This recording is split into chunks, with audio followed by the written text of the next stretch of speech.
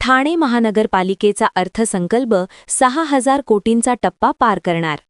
ठाणे महापालिका यावर्षी 6,000 कोटींचा टप्पा पार करण्याची शक्यता असून जलवाहिनी जोडणी शुल्क आणि परिवहनच्या तिकीट दरात वाढ होण्याचा अंदाज महापालिकेतील वरिष्ठ अधिकाऱ्यांनी व्यक्त केला आहे. महापालिकेचा अर्थसंकल्प उद्या महापौर शर्मिला पिंपोळकर यांना सादर केला जाणार आहे. यावर्षी मार्च महिन्यात बजेट सादर केलं जात असल्याने कोणत्याही प्रकारची करवाढ करता येत नाही. त्यामुळे प्रशासनाकडून नळ जोडणीकरिता लागणारे शुल्क वाढवण्याची शक्यता आहे. तसेच अन्य काही बाबींवर देखील शुल्क वाढीची तलवार असणार आहे. महापालिकेच्या परिवहन विभागाची आर्थिक स्थिती अतिशय बिकट असून या विभागाच्या वतीने तिकीट दरात वाढ करण्याचा प्रस्ताव येण्याची शक्यता देखील व्यक्त केली जात आहे. मागील वर्षी महापालिकेचा अर्थसंकल्प 5,400 कोटींचा होता. त्यामुळे यावर्षी अर्थसंकल्प सुमारे 6,000 कोटींच्या पुढे जाण्याची शक्यता आहे. महापालिकेच्या मालमत्ता कर विभागाला यावर्षी 900 कोटींचे उद्दिष्ट दिले होते. ते पुढील वर्षाकरता 1,100 कोटी इतके होण्याची शक्यता आहे. पाणीपट्टीचे उद्दिष्ट 250 कोटी इतके होते. त्यामध्ये देखील 25 ते 50 कोटींची वाढ होण्याची शक्यता आहे. शहर विकास विभागाला 550 कोटींचे उद्दिष्ट देण्यात आले होते. त्यामध्ये देखील वाढ होण्याचा अंदाज व्यक्त केला जात आहे.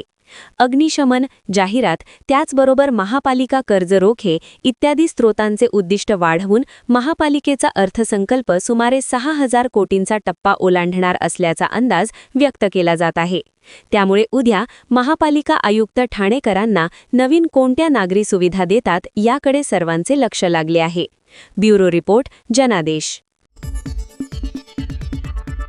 आपली माणसं, आपला देश. पाहत रहा जनादेश. ठाण्यातील वर्तकनगर येथील नागरिकांवर आली बेघर होण्याची वेळ. बाधित रहिवाशांचे रेंटलचे छप्परही जाणार. रस्ता रुंदीकरण, धोकादायक इमारती इत्यादी ठिकाणी बाधित झालेल्या आणि रेंटल इमारतींमध्ये तात्पुरते पुनर्वसन केलेल्या रहिवाशांना महापालिकेने घरे खाली करण्याच्या नोटिसा बजावल्याने हजारो रहिवाशांवर बेघर होण्याची पाळी आली आहे. 2015 पासून ठाणे महानगरपालिका प्रशासनाने धोकादायक इमारतींमध्ये राहणारे नागरिक, झोपडपट्टीधारक, रस्ते रुंदीकरण आणि नाल्यांलगत राहणाऱ्या कुटुंबांचे पुनर्वसन होईपर्यंत त्यांना तात्पुरत्या निवाऱ्यासाठी मुंबई महानगर प्रदेश विकास प्राधिकरण MMRDAच्या रेंटल हाऊसिंग प्रकल्पांमध्ये स्थलांतरित केले होते. या योजनेअंतर्गत हजारो कुटुंबांना सुरक्षित निवास उपलब्ध करून देण्यात आला होता. मात्र आता प्रथमच ठाणे महापालिकेकडून कुटुंबांना नोटिसा बजावण्यात आल्या आहेत. या नोटिशींमध्ये थकीत भाडे व इतर देयके तातडीने भरण्याचे निर्देश देण्यात आले आहेत. नागरिकांनी भाडे भरण्याबाबत हरकत नसल्याचे स्पष्ट केले असले तरीही भाडे भरल्यानंतर देखील 25 मार्चपर्यंत घरे महापालिकेच्या ताब्यात देण्याचे आदेश देण्यात आल्यामुळे मोठा प्रश्न निर्माण झाला आहे. उन्हाळ्याच्या तोंडावर कुटुंबांनी लहान मुले, महिला यांना घेऊन अचानक कुठे जायचे असा गंभीर प्रश्न नागरिकांसमोर उभा ठाकला आहे. विशेष म्हणजे राज्य शासनाने 1ली ते 9वीच्या परीक्षा 22 एप्रिलपर्यंत निश्चित केल्या असून या रेंटल इमारतींमध्ये राहणाऱ्या शेकडो विद्यार्थ्यांच्या परीक्षा पुढील आठवड्यात सुरू होत आहेत. अशा परिस्थितीत अचानक स्थलांतराच्या भीतीमुळे विद्यार्थ्यांवर मानसिक ताण निर्माण झाला असून त्यांच्या अभ्यासावरही परिणाम होत आहे. एकूण सुमारे 1,400 कुटुंबांवर बेघर होण्याची टांगती तलवार आहे. संबंधित रेंटल हाऊसिंग प्रकल्प वर्तकनगर येथील 4 इमारतींमध्ये असून हा परिसर आमदार प्रताप सरनाईक यांच्या मतदारसंघात येतो. त्यामुळे स्थानिक लोकप्रतिनिधी, आमदार, खासदार तसेच राज्याचे उपमुख्यमंत्री यांनी या प्रकरणात तातडीने हस्तक्षेप करून नागरिकांना दिलासा देणारा निर्णय घ्यावा अशी जोरदार मागणी नागरिकांकडून होत आहे. ब्युरो रिपोर्ट, जनादेश. आपली माणसं, आपला देश. पाहत रहा जनादेश. ठाणे महानगरपालिकेचे मालमत्ता कर म्हणजेच प्रॉपर्टी टॅक्स भरण्याचे आवाहन. सन 2022-23 या आर्थिक वर्षाचे मालमत्ता कराचे म्हणजेच प्रॉपर्टी टॅक्सचे बिल ठाणेकर करदात्यांना महापालिकेमार्फत आर्थिक वर्षाच्या सुरुवातीस म्हणजेच माहे एप्रिल 2022 मध्ये देण्यात आलेले आहे. तथापि अद्यापही काही करदात्यांनी मालमत्ता कर महापालिकेकडे जमा केलेला नाही. सध्या आर्थिक वर्षाचा अंतिम टप्पा सुरू झाला आहे. मालमत्ता कर वसुलीसाठी महापालिकेतर्फे कडक कारवाई हाती घेण्यात आली आहे. या अंतर्गत जंगम मालमत्ता, टीव्ही, फ्रीज, वाहन व इतर जप्त करणे तसेच स्थावर मालमत्ता वॉरंट बजावून जप्त करण्यात येत असून मालमत्तेचा जाहीर विक्रीद्वारे लिलाव करून कराची रक्कम वसूल करण्यात येत आहे. मालमत्तेस पाणी पुरवठा करण्यात येणारे नळ संयोजन खंडित करण्यात येत आहेत. त्याचप्रमाणे थकीत मालमत्ता करावर 2% व्याज आकारले जात असल्याने भरावयाची रक्कम वाढत आहे. आपला मालमत्ता कर propertytax.thanecity.gov.in या लिंकद्वारे तसंच गुगल पे, फोन पे, पेटीएम याद्वारे ऑनलाईन पद्धतीने करण्याची सुविधा उपलब्ध करून दिली आहे. शनिवार, रविवार व सार्वजनिक सुट्टीच्या दिवशी नागरिकांना मालमत्ता कर भरणे सोयीचे व्हावे याकरता महापालिकेचे मालमत्ता कर संलग्न कार्यालय या दिवशी कार्यान्वित ठेवण्यात आलेले आहे. तरी मालमत्ता कर वसुलीची अप्रिय कारवाई टाळण्याच्या दृष्टिकोनातून मालमत्ता कर भरून महापालिकेस सहकार्य करावे. धन्यवाद. आपली माणसं, आपला देश. पाहत रहा जनादेश. मुंबईतील सायन आयुर्वेद रुग्णालयात रंगणार प्रोक्टोकॉन 2026 आयुर्वेदिक शस्त्रक्रियांचे थेट सादरीकरण. मुंबईतील सायन येथील प्रसिद्ध आयुर्वेदिक महाविद्यालय आणि शेठ आरव्ही आयुर्वेद रुग्णालयातर्फे यंदा एका विशेष उपक्रमाचे आयोजन करण्यात आले आहे. प्रोक्टोकॉन 2026 या राष्ट्रीय चर्चासत्राच्या माध्यमातून आता आयुर्वेदातील प्रगत शस्त्रक्रियांचे धडे विद्यार्थ्यांना मिळणार आहेत.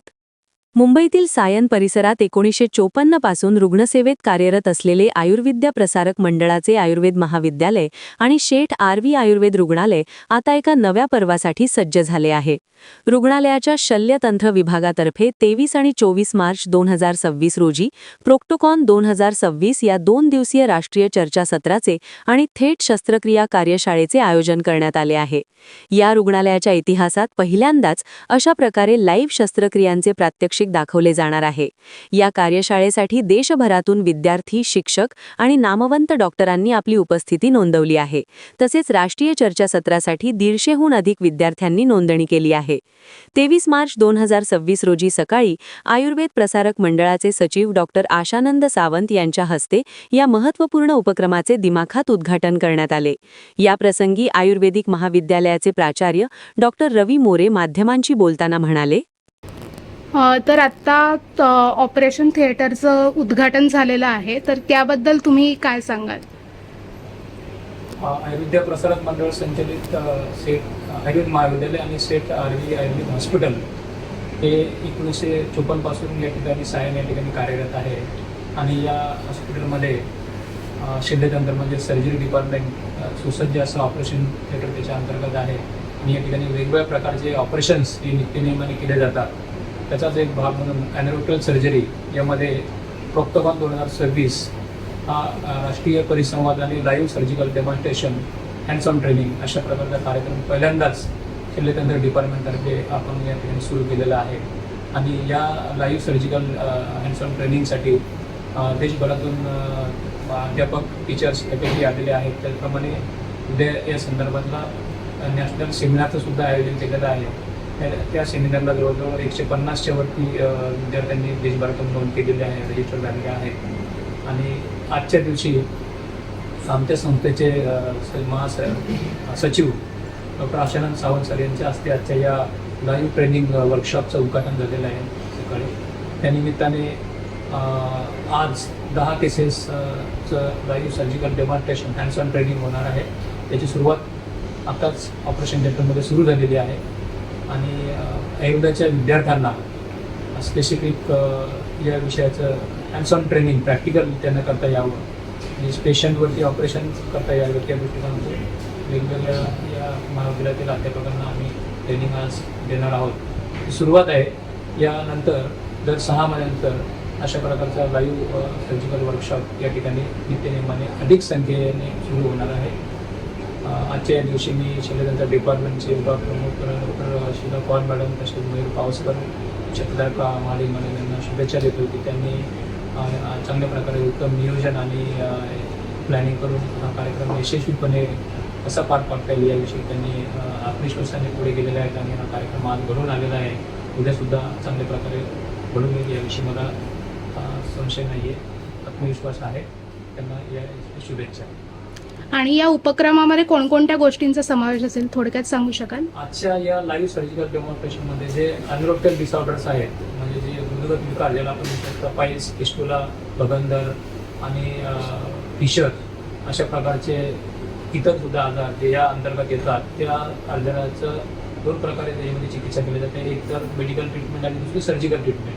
तर मेडिकल ट्रीटमेंट देऊन सुद्धा ज्या आजाराचं चिकित्सा होत नाही किंवा ते दुरुस्त होत नाहीत आजार, अशा वेळेस पुढे त्यांना सर्जरी करणं जेव्हा क्रमप्राप्त ठरतं टर्शियरी स्टेजमध्ये, तेव्हा अशा प्रकारचं त्यावेळेस सर्जरीचं इंटरव्हेन्शन होतं. आणि म्हणून या व्याधीमध्ये सर्जरीचं ट्रेनिंग देण्यासाठीचा हा आजचा लाईव्ह ट्रेनिंग वर्कशॉप आयोजित केलेला आहे. प्रोक्टोकॉन 2026च्या अंतर्गत आम्ही पहिल्यांदाच थेट प्रात्यक्षिक शस्त्रक्रिया आणि राष्ट्रीय चर्चासत्राचे आयोजन केले आहे. याद्वारे गुदद्वार, फिशर आणि मूळव्याध यांसारख्या व्याधींवर आयुर्वेदिक पद्धतीने केल्या जाणाऱ्या यशस्वी शस्त्रक्रियांचे थेट प्रशिक्षण विद्यार्थ्यांना दिले जात आहे. भविष्यातील तज्ज्ञ डॉक्टर घडवण्यासाठी हे पाऊल अत्यंत महत्त्वाचे ठरेल. या 2 दिवसांच्या प्रशिक्षणात विद्यार्थ्यांना केवळ पुस्तकी ज्ञानच नव्हे तर प्रत्यक्ष ऑपरेशन थिएटरमधील अनुभव आणि बारकावे शिकायला मिळणार आहेत. एकात्मिक प्रोक्टोलॉजीच्या क्षेत्रात हे चर्चासत्र मैलाचा दगड ठरेल असा विश्वास आयोजकांनी व्यक्त केला आहे. ब्युरो रिपोर्ट, जनादेश.